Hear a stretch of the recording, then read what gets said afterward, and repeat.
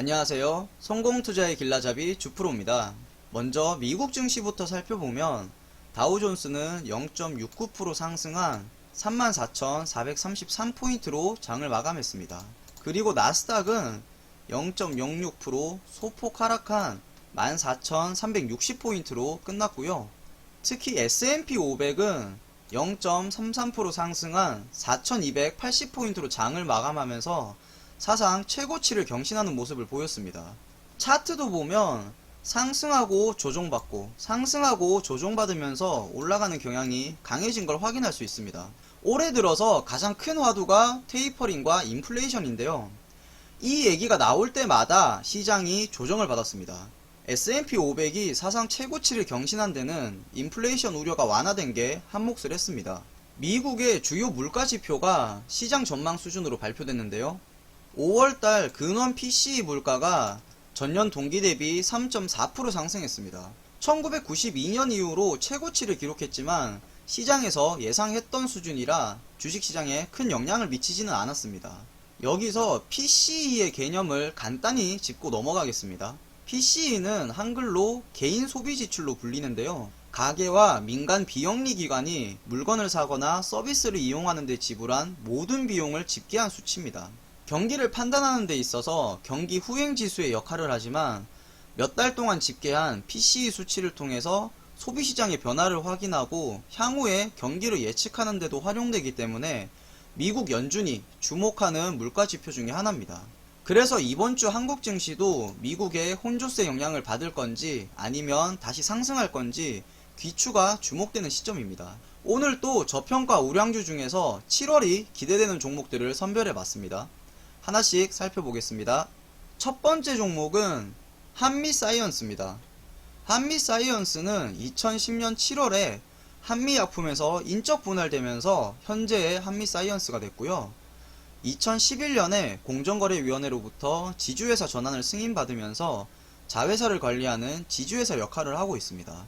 주요 종속회사로는 의약품 도매업을 영위하는 온라인판과 외식사업업체인 에르무루스, 그리고 의약품 개발과 제조 및 판매를 담당하는 일본 한미약품 등이 있습니다. 백신 보급으로 끝날 줄 알았던 코로나가 요즘 다시 말썽입니다.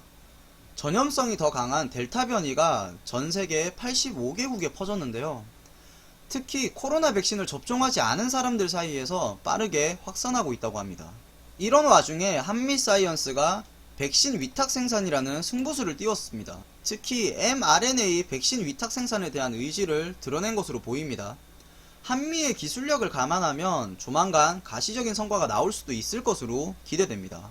한미사이언스의 올해 1분기 실적을 살펴보면 매출액은 2151억에 영업이익은 137억을 기록했는데요. 영업이익률 OPM이 6.36%로 작년 1분기 4%에 비해서 수익성이 개선됐고요.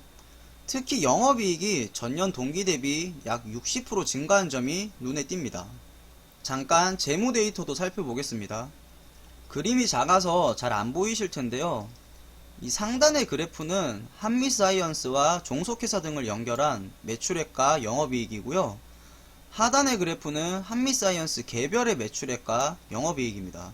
두 그래프를 비교해서 보면 하단의 그래프는 한미사이언스의 매출액이 높았을 때 영업이익도 높은 반면에 상단 그래프는 종속회사 등의 매출액을 연결했기 때문에 매출액은 높지만 영업이익은 낮은 수준인 걸 확인할 수 있습니다. 그동안 종속회사 등의 수익성이 좋지 않았다는 얘기죠. 하지만 한미사이언스가 독자적으로 사업지주회사 역할도 수행하고 있기 때문에 앞서 말씀드린 백신 위탁 생산이 가시화된다면 실적도 좋은 흐름을 보일 것으로 생각됩니다. 차트도 살펴보겠습니다. 일봉 차트를 보면 3월달에 한번 그리고 4월달에 한번 저점을 잡아주고 주가가 상승했었는데요. 그 이후로는 계속 횡보를 거듭하고 있습니다. 이평선이 정배열로 자리 잡으면서 다시 한번 저항선을 돌파하려는 움직임을 보이고 있습니다. 이때 수급이 중요한데 기관들의 매수세가 눈에 띕니다.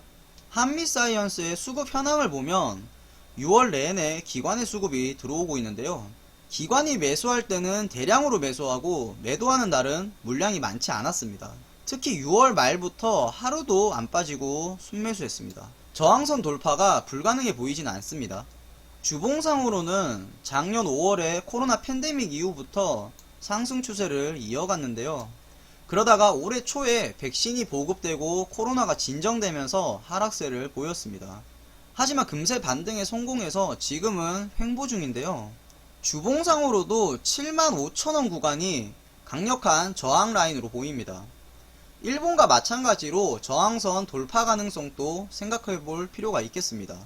하지만 한미사이언스는 자회사 실적에 영향을 많이 받는 편입니다. 그동안 이를 바득바득 갈다가 백신 위탁 생산이라는 한방을 준비하고 있는데, 만약 위탁 생산이 수포로 돌아갈 경우에는 주가에 부정적인 영향을 끼칠 수도 있습니다. 그러면 주식 초보가 대응하기에는 굉장히 어려울 수 있다는 점 주의하시길 바라겠습니다. 두 번째 종목은 DLENC입니다. 여기서 DL은 예전에 대림산업의 영어 약자입니다. ELDNC는 올해 1월 4일에 구 대림산업의 건설사업 부문이 인적 분할해서 신설된 회사고요. 1월 25일에 증권시장에 재상장됐습니다. 사업 부문은 크게 토목공사와 주택공사, 그리고 플랜트공사 세 가지 사업을 영위하고 있고요. 주요 종속기업인 DL건설은 작년 기준으로 도급순위 17위에 위치해 있습니다. 참고로 2019년도 도급순위는 30위였습니다. 1년 만에 13계단 뛰어 올라왔습니다. 대형 건설사들이 지방 리모델링 시장에 적극적으로 참여하고 있는데요. 정부 규제로 재건축, 재개발이 묶이니까 상대적으로 리모델링 시장이 활성화되고 있기 때문입니다. DLENC도 올해 5월에 리모델링 시장이 복귀한 이후로 한 달 반 만에 1조 원의 수주를 달성했습니다. 그리고 DLENC의 건물 안에 배송 로봇을 활용하기 위해서 배달의 민족으로 유명한 우아한 형제들과 손을 잡았는데요.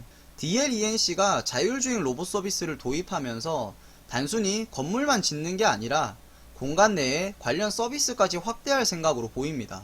한화투자증권에서 발간한 기업 분석 보고서를 살펴보면 DLENC를 장기적인 관점에서 긍정적으로 평가하고 있는데요. 실적은 갈수록 좋아질 거고 수익성 중심의 사업 전략으로 안정성과 성장성을 모두 갖출 것으로 내다봤습니다. 1분기 신규 수주액은 약 1.5조 원으로 연간 목표인 11.5조 원 대비해서 12.8% 달성에 그쳤지만 주택 부문에서 2.6조 원의 수주를 추가로 확보했기 때문에 연간 수주 목표 달성에는 무리가 없다고 전망하고 있습니다. 특히 수익성이 높은 도시정비 사업을 확대하면서 영업이익률을 20% 이상으로 끌어올리겠다는 목표도 밝혔습니다.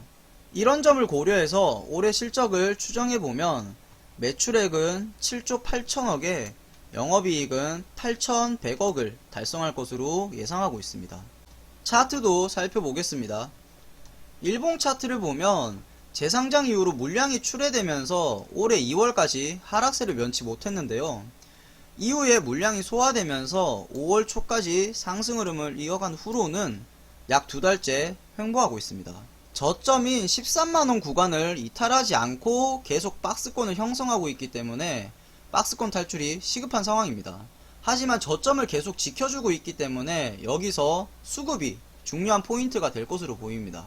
DLENC의 수급 현황도 보면 지금 외국인의 매수세가 강한 걸 확인할 수 있습니다. 기관들의 매도세가 마음에 걸리긴 하지만 외국인들의 매수세가 집중적으로 들어오고 있습니다. 박스권을 돌파하기 위해서 한 번 더 상승할 가능성이 높은 상황으로 보입니다. 주봉상으로도 상승 추세로 올라오다가 잠깐 횡보하는 차트인데요. 여기서 지지라인만 이탈하지 않으면 충분히 상승 가능성이 있어 보입니다. 다만 건설주는 정부 정책의 영향을 많이 받기 때문에 새로운 규제나 예상치 못했던 정부 발표가 나오면 주가가 급변동할 수도 있습니다. 이번 주 증시는 미국의 영향을 받아서 좋아질 것으로 기대하는데요. 그래서 한국 증시도 모두가 웃는 그런 시장이 됐으면 하는 바람입니다. 새로운 한 주 동안 여러분 모두 성공 투자하시길 바라겠습니다. 좋은 종목이 궁금하다면 주식성공TV 구독하시고 항상 잘 지켜보시면 좋은 결과가 있을 겁니다. 그럼 다음 주 이 시간에 다시 뵙겠습니다. 댓글과 좋아요로 여러분의 의견을 전해주시면 감사하겠습니다.